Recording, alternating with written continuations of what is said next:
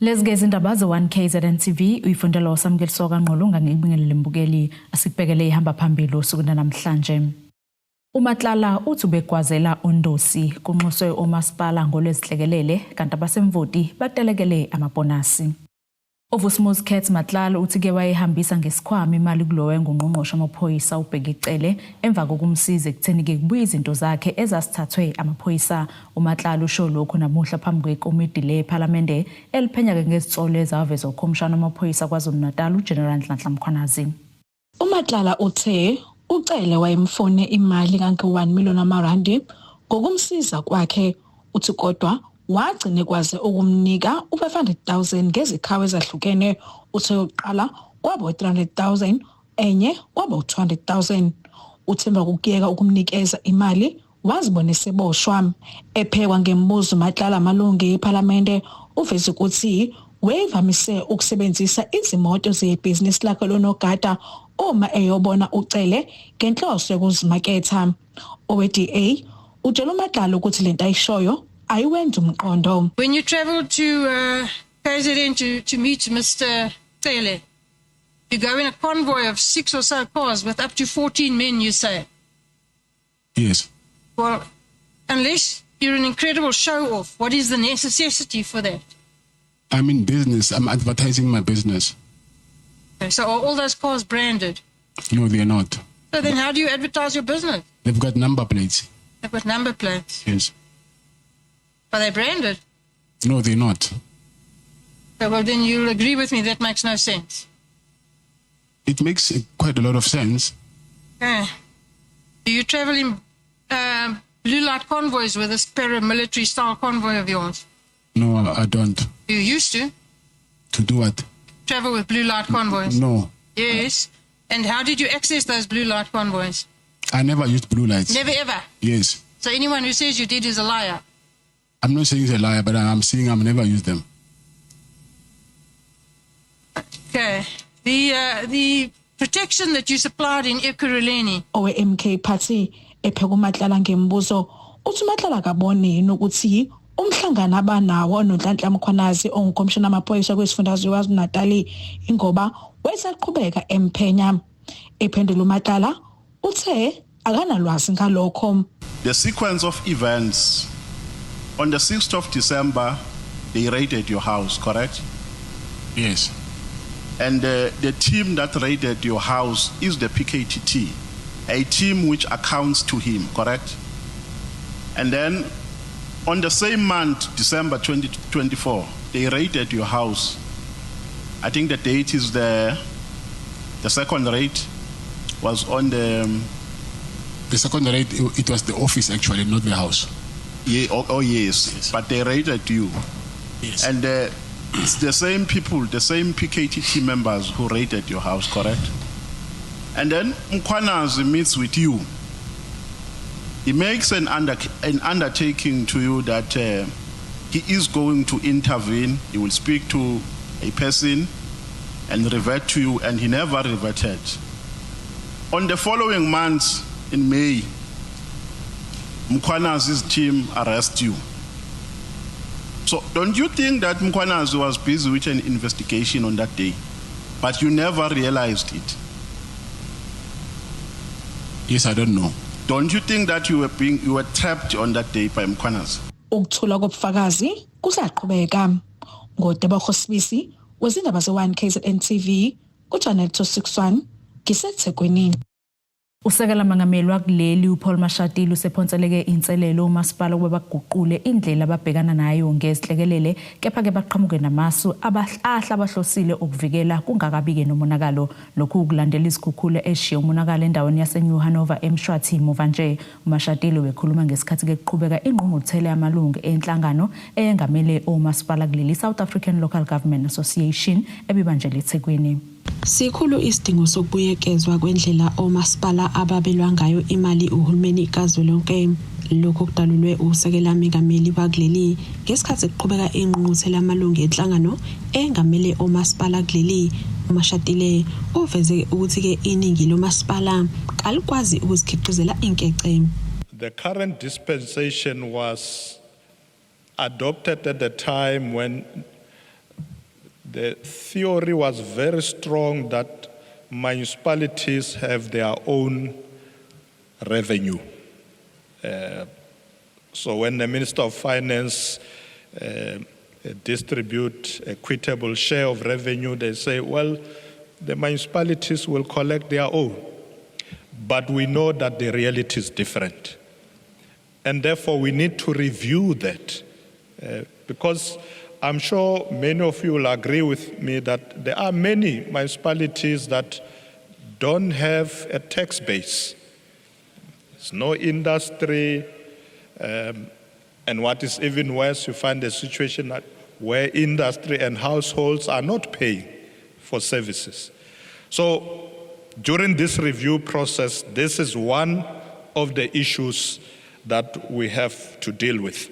Amalungu alenhlangano okuyizimeya nabanye abavela kuzo zonke izifundazwe zakuleli babuthana kule ngqungquthela yezitsuku ezintathu ebebuyekeza ukusebenza komasipala ukubhunga ngamasu ukubaphucula nawokulwa nenkohlakalo. Udaba lwezinhlekelele luchazwe njengoluyinkinga enkulu.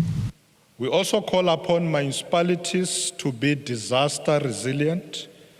This call for the development of modern disaster risk reduction strategies that recognizes that local governments are on the front lines of climate-related disasters and other shocks. This requires a shift from reactive disaster management to a proactive risk reduction. That is why we have included the issue of strengthening disaster resilience and response as part of the overarching priorities of the G20.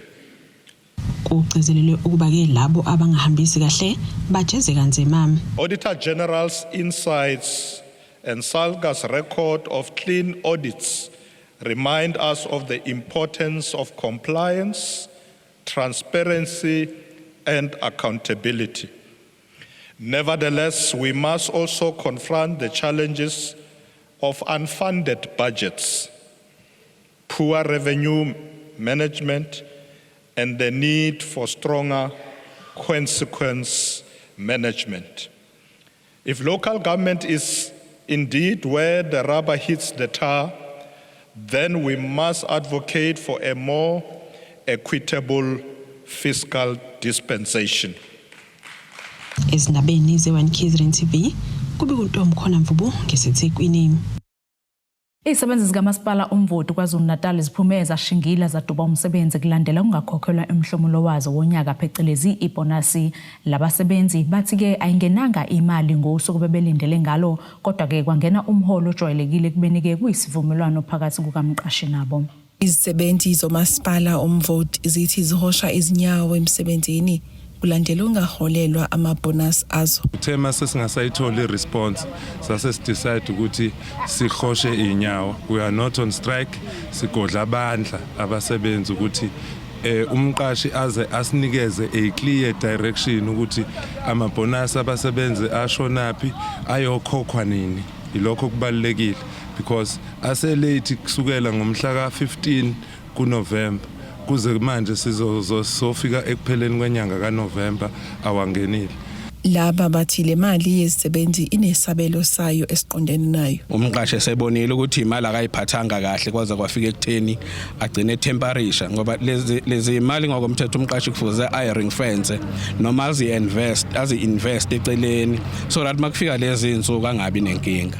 Kodwa kubukeka eyithintile throughout the year. Kwama sekufika lesikhathi wayesethole sebambeka imali engasakwazi ukuyikhipha. Izisebenzi zithi zifuna isiqiniseko sokuthi imali izongena mhla kabani. Incwadi ayithumelile umqashi iyakucacisa ukuthi kunemali ebizwa equitable share engenile ekuyiyona azokwazi ukuthi asisupplementele ngayo ipayment amabonus. Esingenayo ukisho kule ncwadi umention umhla ka9 ozongena ngayo le mali. Akakumention ukuthi izofika nini kubasebenzi. As we know ukuthi anywhere la khona ngena khona imali ziya processwa ku check ukuthi zizosebenza kanjani. that's another process delay imali ukuthi ifike kubasebenzi. So into esibeka la, we need a clear direction ukuthi abasebenzi bayithola nini imali yabo, and leyo directive sidinga in writing. Kanti bathi sebengene ntshi ezikweletini. Sisesimeni nje esibi sabasebenzi esimeni sokucwila ekweletini nesimo somnotho sikanjalo eSouth Africa. Abasebenzi njengamanje bengayithola ibonus sebephoqa ukuthi bengene ekweletini, bethatha izikweletu bothengela izingane. Inyunyana ithi izongenela isiteleka uma ingangena imali. Siyolandela all processes ukuthi se-applyele strike esisemthethweni just ukuvikela abasebenzi ukuthi bangagcina bexoshwa uma bethatha illegal action right now ngalesi simo ke ababhekene naso. Umasipala umvoti awutholakalanga ukuphawula ezindabeni ze1KZN TV ngu-Ayanda Dube ngisemvoti.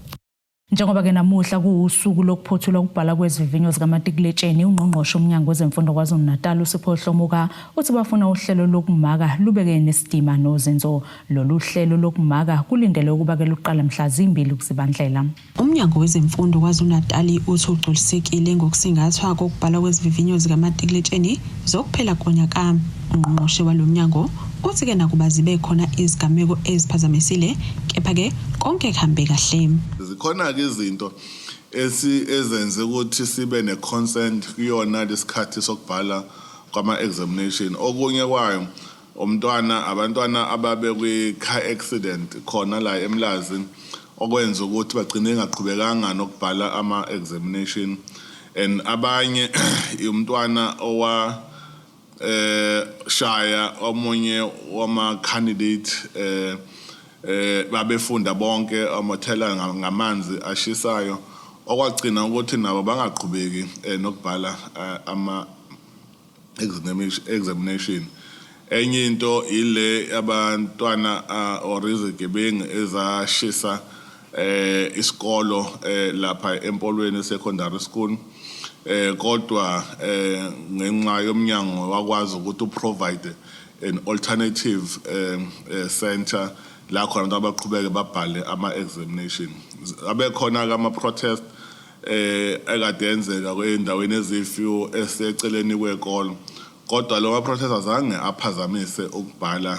Kuzokhumbuleka ukuthi nonyaka bebengaphezu kuka-192,000 abafundi ababhalele izivivinyo, kuhlanganisa ke nalabo abebefunda ngasese. Kuvele ukuthi ke bangu-2% kuphela abangakwazanga ukubhala, kanti iningi labo abebefunda ngasese. Kulindeleke ukuba ke ukumaka kuqale maduze. Yaqala ukumaka ngomhla ka-2 December, kuzophela ngomhla ka-12 kuDecember. Kodwa ama-marking centers asevuliwe already, kuzo prepare uthi kumakwe, ingakho sebekhona ama-assistants azokwazi ukuthi ama-scripts afike ngesikhathi bahlele kahle ngendlela fanele kuhlelwe ngakhona. Siyafisa ukuthi ama-markers ethu aqhashiwe awu-7,889 njengoba sasishilo, and wonke asehloliwe ukuthi asesimeni esiright yini and atrainwa ukuze bazi ukuthi kwenzakalani. Njengoba namuhla abafundi beziphothulile lezi ifundo, kukhuthazwe ukuba bagweme imbhiyozo engaba nobungozi kubo. Learners, they have celebrated their grade 12 through the formal coordinated activities by schools, and we don't want to see any pens down activities because they have affected number of other learners in the previous years. So we want to encourage parents, our educators and community at large to make sure that they engage our learners to not to be part of any pen down activities. We are at the moment not receive any report that there are activities in that regard. Izindabeni ze1KZN TV kubika uNtomkhona Mvubu ngesethekwini. Asike siye eitolo sobe siqhubeke nazo indaba zethu.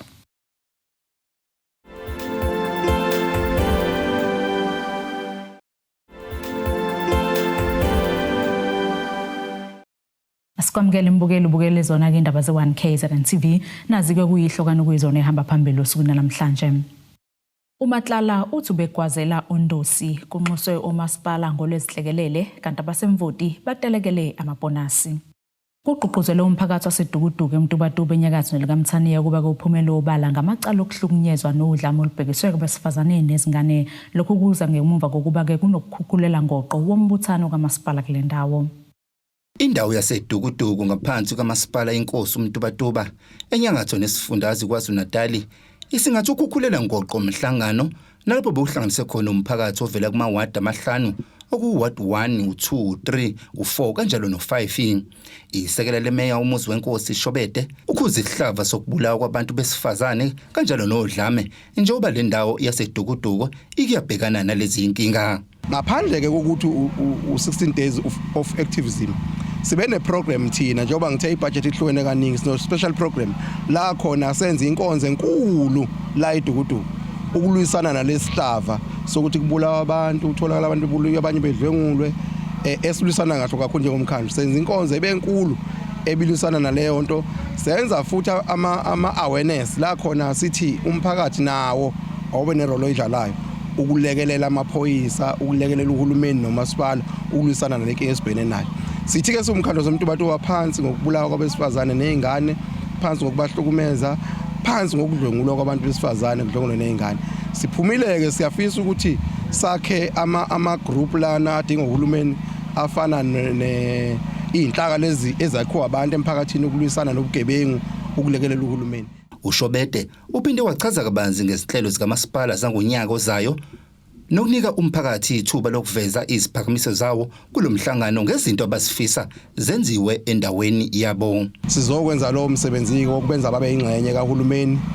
Uhulumeni engenza ukuthandwa uye kodwa enza ukuthandwa abahlali. Size lapha ke ukuzoletha ireport ukuthi since iqalile ifinancial year kuyo ikuphe sisikhavile njengomkhandlu sizoya kwi-budget review ngoFebruary. Sifuna ukuthi futhi abantu kube yibona abayisholoyo ukuthi entweni esalele ngemuva yini abafisa ukuthi umkhandlu unga-addressa yona kakhulukazi. Ilokho ke inhloso enkulu njengoba silapha ukwenza umphakathi ube nezwi kuhulumeni. uShobede uphinde wachaza kabanzi ngesihlelo asebeziqalile emphakathini waseDukuduku okuhlanganisa umgwaqo okhandwayo kanjalo nenkundla yezemidlalo. Sibe nawo umgwaqo la obizwa ngenkanini X Road la ewadi useward 1 ngenhlanhla seward 1. Umgwaqo omude kakhulu unama-kilometer about 7 okufanele uyenziwa njengamanje basikhuluma nje ipercentage yawo more than 40% manje khona ama projects enziwe la noma amanye ama projects esiwenzile khona enze ward 1 nje la safa khona intiyela khona ngoba ngisho ukuthi ku5 years iIDP yethu sikithi kulonyaka sifocus kule ndawo unyaka olandelayo sifocus kule ndawo.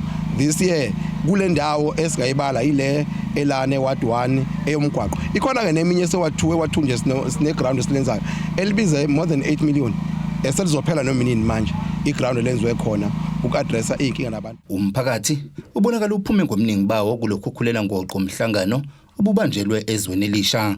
Ezindabeni ze1KZN TV bekuthi abantu maphumulo eMtubatuba.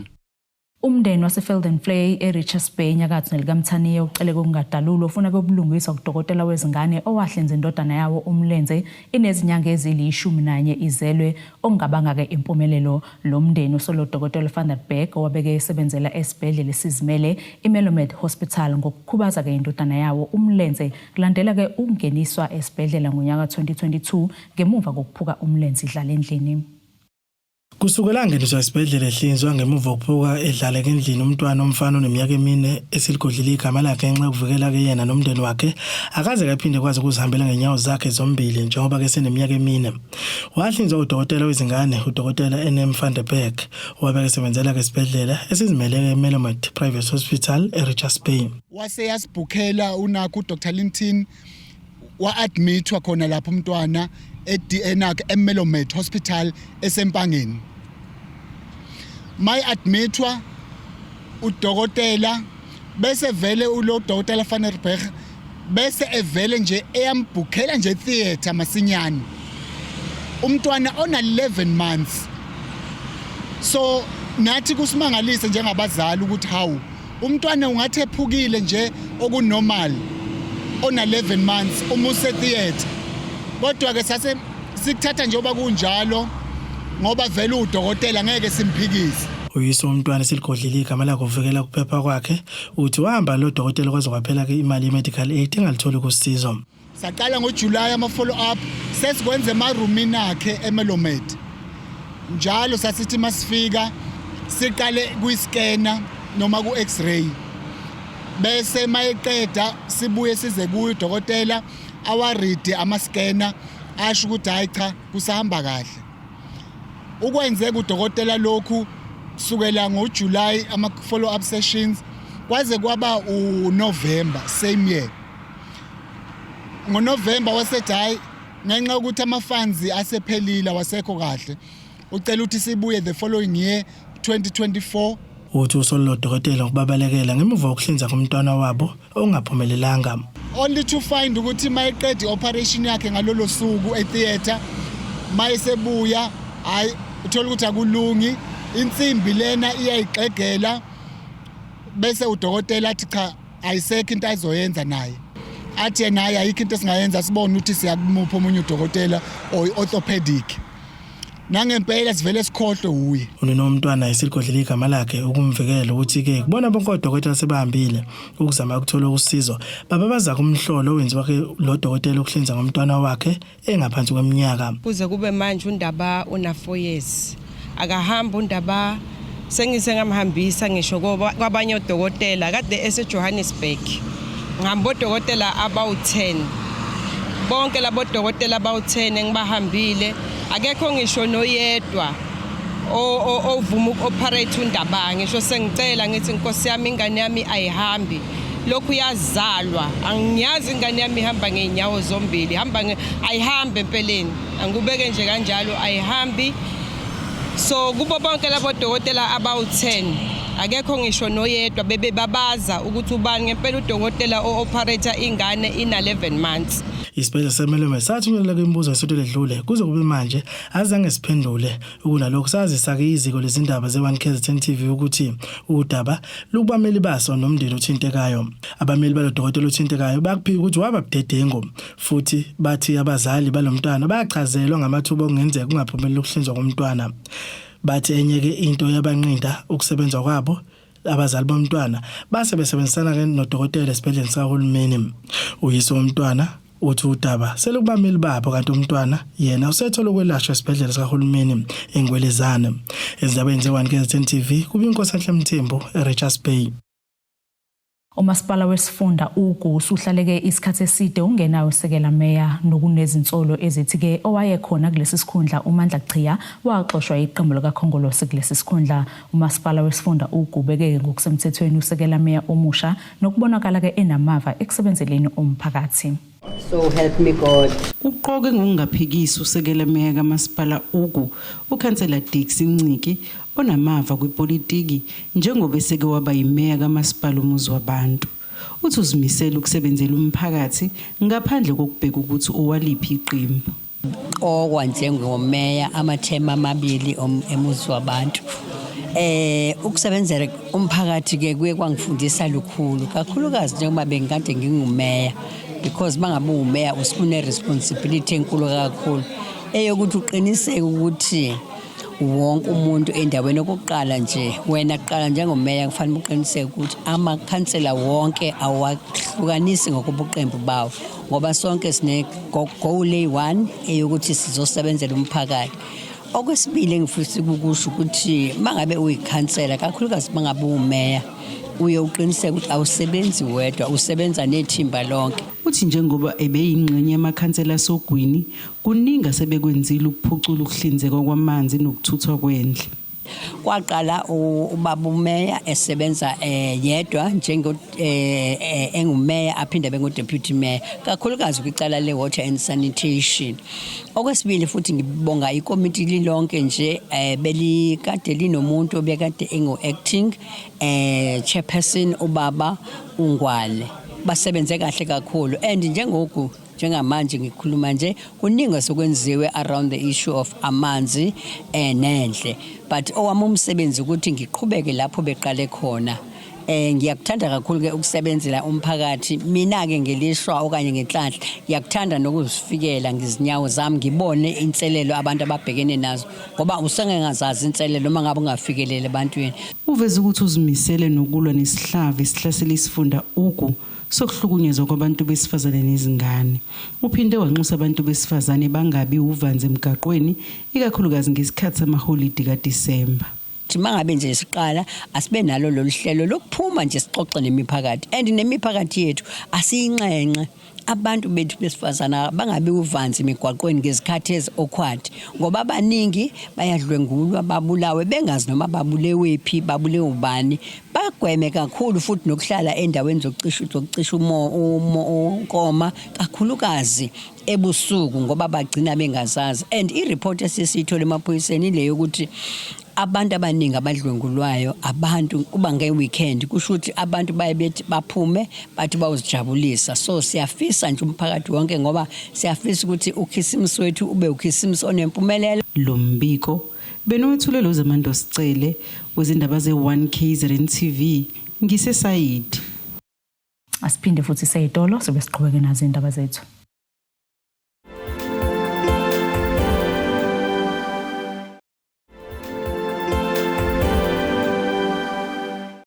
Asiphinde ke sikwamukele imbukelo sabukele zona indaba ze1 KZN TV sikhumbuze ke obekuyizona behamba phambili osuku namhlanje. uMatlala uthi ubegwazela uNdosi kunxuswe omasipala ngolwezihlekelele kanti abasemvoti batelekele amabonasi. Ake sibheke ngosini yezomnotho. Irandi lakuleli lu 17.12 cent maqhathiso nedola laseMelika libo 22.68 cent maqhathiso nopondo waseBritain libo 19.85 cent maqhathiso neeuro laseEurope igolide lona $4,156.92 cent ounce longahluzwe wona $63.30 umphongolo. Ake sibheke ngosini yezemidlalo. Ukuphela kwekhefu ke lemidlalo yamazwe ngamazwe emidlalweni wombhoxo kusho ukuthi ke isazoqhubeka imiqhudelwano namaqembu lapho eHollywood Sharks izoba ke namasonto amahlanu amqoka ngaphambi kokuthi ke kusongwe unyaka ngemuva kokuyivula ngebathi season ku-United Rugby Championship. Leli qembu elizinze eThekwini lizothola ke lisondele ngasemsileni weLock futhi ke lidinga ke ukushintsha ukwenza ukuze ke libalwe nayisikhombisa azodlulela komkhumula Jersey ekupheleni ke kwesigaba samaqoqo. Nasikisimo sezulu sakusasa singalindeleka.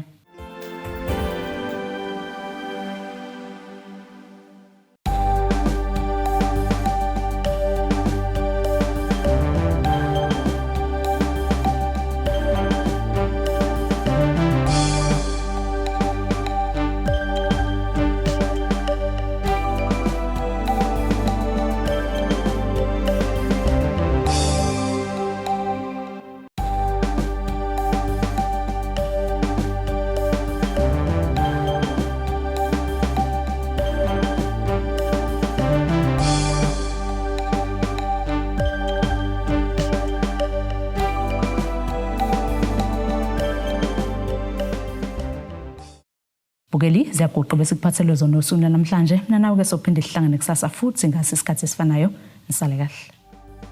Abethuli bethu bezindaba baxhaswe iTulis Bayview Bridal ungabashayela kulezi zinombolo ezivelile